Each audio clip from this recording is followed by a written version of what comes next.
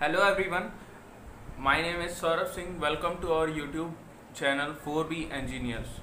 स्वागत करता हूं ऑपरेटिंग सिस्टम की इस लेक्चर सीरीज़ में आप सभी का. आज के इस लेक्चर में हम पढ़ने जा रहे हैं प्रोसेस मैनेजमेंट के बारे में, जो कि हमारा यूनिट 3 है. और प्रोसेस मैनेजमेंट के बारे में पढ़ने से पहले हम पहले ये जानेंगे कि प्रोसेस होती क्या है और इसका यूज़ क्या है और प्रोसेस वर्ड जो है वो कहाँ से आया. ठीक है, तो process is somewhat relatable to program. इसमें इस लाइन में हमें ये समझ में आया कि प्रोसेस जो है वो प्रोग्राम वर्ड से रिलेट करता है कहीं ना कहीं. अब कैसे रिलेट करता है हम जानेंगे आगे. We can say that these two terms process and program are some beast with different name. मतलब कि ये दोनों ही प्रोग्राम और प्रोसेस, ये दोनों ही वर्ड्स एक बीस्ट हैं, जिनका सेम बीस्ट है, एक तरह के बीस्ट है, बट इनका नाम दूसरा है. ठीक है, when the beast is sleeping it is called programme. जब तक प्रोग्राम जो है, जब तक कोड जो है हमारा रुका हुआ है, तब तक वो प्रोग्राम कहलाता है. और जैसे ही वो एग्जीक्यूट होना शुरू होता है तो उसी को हम प्रोसेस बोलते हैं. जब हमारा कोड एग्जीक्यूट होना शुरू होता है तो उसको हम प्रोसेस बोलते हैं. या हम ये कह सकते हैं कि जब हमारा प्रोग्राम एग्जीक्यूट होना शुरू होता है या प्रोग्राम हमारा एग्जीक्यूट होने लगता है तो उसको हम प्रोसेस बोलते हैं. ठीक है, और जो हमारा कोड लिखा है हमने उसको हम प्रोग्राम बोलते हैं, और जब वो एग्जीक्यूट होने लगता है तो उसको हम प्रोसेस बोलते हैं. मैं फिर से एक बार रिपीट करता हूँ कि जब हमारा कोड रिटन होता है, वो एग्जीक्यूट नहीं हो रहा होता है, तब तक वो प्रोग्राम होता है. और जब वो प्रोग्राम एग्जीक्यूट होने लगता है तो वो प्रोसेस हो जाता है, प्रोसेस में आ जाता है. ठीक है, program is only a part of process. Program जो है वो प्रोसेस का ही एक पार्ट है. Process on the other hand include current value of program counter.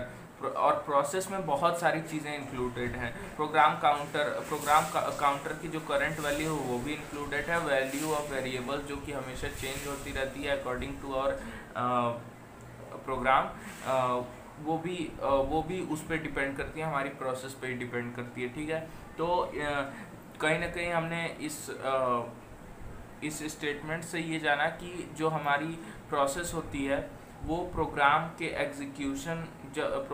जब एग्जीक्यूशन होती है तो उस एग्जीक्यूशन को हम प्रोसेस बोलते हैं. ठीक है, तो हम इस चैप्टर में प्रोसेस मैनेजमेंट के बारे में पढ़ेंगे फ्रेंड्स. हाँ, मुझे यूनिट 2 के कुछ न्यूमेरिकल्स बाकी रह गए थे, उनको मैं आगे के लेक्चर्स में आप तक ज़रूर पहुंचाऊंगा. मैं चाहता हूं जल्दी पहले हम थ्योरी पार्ट को कवर कर लें, उसके बाद हम न्यूमेरिकल्स पे पहुंचेंगे. मैं जल्दी आप लोगों तक वीडियो पहुंचाने की कोशिश करूंगा न्यूमेरिकल्स के भी. अभी हम लोग थ्योरी पे फोकस करेंगे. ठीक है, तो बढ़ते हैं हम आगे की तरफ. अब प्रोसेसेस से रिलेटेड कुछ टर्म्स के बारे में हम लोग डिस्कस करेंगे. इनके बारे में हमने पहले के चैप्टर्स में भी पढ़ा है और डिस्कस किया है. ये 3 तरह के हैं. पहला है मल्टी प्रोग्रामिंग, दूसरा है मल्टी प्रोसेसिंग और तीसरा है टाइम शेयरिंग. तो पहले हम मल्टी प्रोग्रामिंग को डिस्कस करते हैं कि मल्टी प्रोग्रामिंग क्या होती है. ठीक है, लेकिन फ्रेंड्स उससे पहले मैं आप लोगों को बता देना चाहता हूं कि हमारे वीडियो के डिस्क्रिप्शंस में कुछ लिंक्स हैं जिन पे आप इजीली विजिट करके और अपने इंजीनियरिंग स्ट्रीम्स की बुक्स अवेलेबल हैं. बहुत ही चीप रेट्स पे आप उनको ख़रीद सकते हैं और मार्केट से चीप रेट पे ही अवेलेबल है आपको वो बुक्स. तो इसलिए आप जल्दी उन लिंक्स पर विज़िट करें और अपनी स्ट्रीम से रिलेटेड या जनरल नॉलेज से रिलेटेड या अगर आप यूट्यूब पे वीडियोस बनाना चाहते हैं तो उनसे रिलेटेड एसेसरीज़, उन लिंक्स पर प्लीज़ जाएं, विज़िट करें और जल्दी बाय करें चीप से चीप रेट्स पे. ठीक है, तो आइए हम डिस्कस करते हैं मल्टी प्रोग्रामिंग के बारे में. वैसे तो हमने पहले के चैप्टर्स में मल्टी प्रोग्रामिंग पढ़ी हुई है, बट इसमें थोड़ा सा हम कॉन्सेप्ट की तरफ ज़्यादा फोकस करेंगे. उस समय हमने थ्योरी पार्ट पढ़ा था, समझा था, बस छोड़ दिया था. बट हम अभी कॉन्सेप्ट की तरफ सोचेंगे कि जो प्रोसेस होती है वो कैसे होती है. इसीलिए इस चैप्टर का नाम प्रोसेस मैनेजमेंट है sir. Conceptually each process has its own virtual CPU in reality. देखो, कोई भी प्रोग्राम जब प्रोसेस में आती है तो प्रोसेस में जब आती है और वो प्रोसेस होती रहती है तो उसका एक वर्चुअल सीपीयू कहीं ना कहीं होता है जो कि उसको प्रोसेस कराता है और इजी से इजी वे में उस प्रोसेस को ख़त्म करने की कोशिश करता है जल्द से जल्द। तो वही है conceptually each process has its own virtual CPU. Virtual CPU ये एक तरह का इमेजिनरी सीपीयू है, ना कि ये मतलब ये हमारी ये रियल टाइम सीपीयू नहीं है, ये वर्चुअल एक सीपीयू है, एक इमेजिनरी सीपीयू है जो कि हमारी जो प्रोसेस है उसको जल्दी जल्दी ख़त्म करता है ठीक है। CPU switches back and fourth among processes.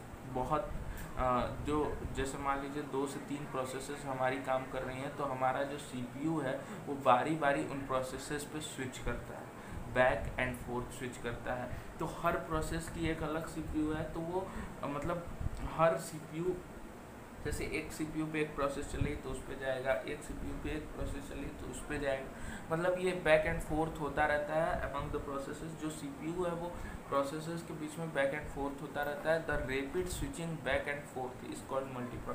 तो ये जो चेंज होता है ना, ये जो तुरंत चेंजिंग होती है, स्विचिंग होती है बैक एंड फोर्थ हमारे सीपीयू की प्रोसेसेस के अंदर, उसको हम बोलते हैं मल्टी प्रोग्रामिंग। तो ये कैसे होती है, जैसे कि एक पीसी है हमारा, एक पीसी है तो उसमें हमारा सीपीयू तो है, ठीक है, सीपीयू है। हाँ, आप मेरे कहने का मल्टी प्रोग्रामिंग से मेरा मतलब ये था कि जैसे हमारी एक सीपीयू, रियल में तो एक ही सीपीयू है, वो एक सीपीयू हमारे बहुत सारे प्रोसेसेस में बारी बारी स्विच होता रहता है।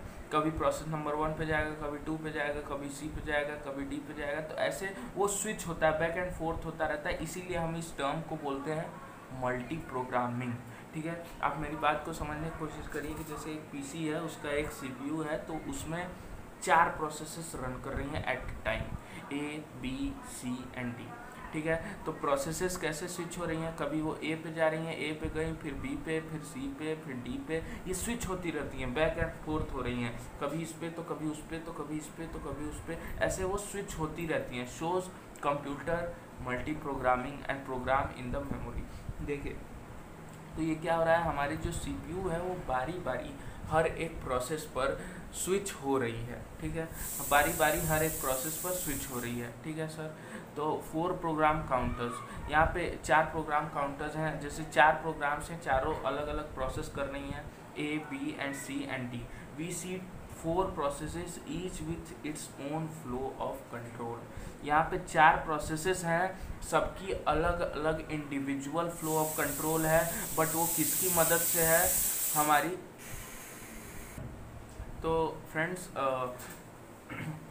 जो हमारी ये 4 प्रोग्राम्स हैं वो हर प्रोसेस, चारों के चारों प्रोसेस 1 बाय 1 अपनी ही flow of individual flow of control के साथ रन हो रही है, बट वो हमारी सीपीयू जो है उन प्रोसेसेस पे बैक एंड फोर्थ स्विच होती जा रही है, ठीक है, हर प्रोसेस पे वो बारी बारी जा रही है सर। तो फ्रेंड्स हम लोगों ने इस वीडियो में प्रोसेस के बारे में जाना कि प्रोसेस क्या होती है, और मल्टी प्रोग्रामिंग के बारे में जाना कि मल्टी प्रोग्रामिंग क्या होती है, वो जो कि एक प्रोसेस का टर्म हम कह सकते हैं। मल्टी प्रोग्रामिंग के बारे में हमको जानना है, इस चैप्टर में हमको इसके बारे में और डिटेल में पढ़ना था, इसलिए मैंने इस टॉपिक को फिर से उठाया। थोड़ा सा इसकी थ्योरी जानने के लिए आप पहले के वीडियोस पे प्लीज़ विजिट करें और उसके बाद इस वीडियो पे आए, तो आपको वो टर्म थोड़ा जल्दी क्लियर होगा, ठीक है फ्रेंड्स। तो आज के लिए इतना ही। मैं अगली वीडियो में आप लोगों को मल्टी प्रोसेसिंग और टाइम शेयरिंग के बारे में हम लोग डिस्कस करने वाले हैं, ठीक है। तो प्लीज़ फ्रेंड्स, एग्ज़ाम नज़दीक आ गए हैं, प्लीज़ जल्दी टॉपिक्स को पढ़ें, जो मैंने वीडियोस डाले हैं उन पे जल्दी आप विज़िट करें और पूरा वीडियो देखें, और जल्दी मैं वादा करता हूं कि आपके सारे टॉपिक्स ख़त्म करूंगा बहुत जल्दी, और आप लोगों को बहुत ईजिली समझ में आएगा, और आप लोग बिल्कुल टेंशन ना लें। और प्लीज़ वीडियो अगर आपको पसंद आई हो तो please like, share and subscribe to our channel 4B engineers. Thank you friends.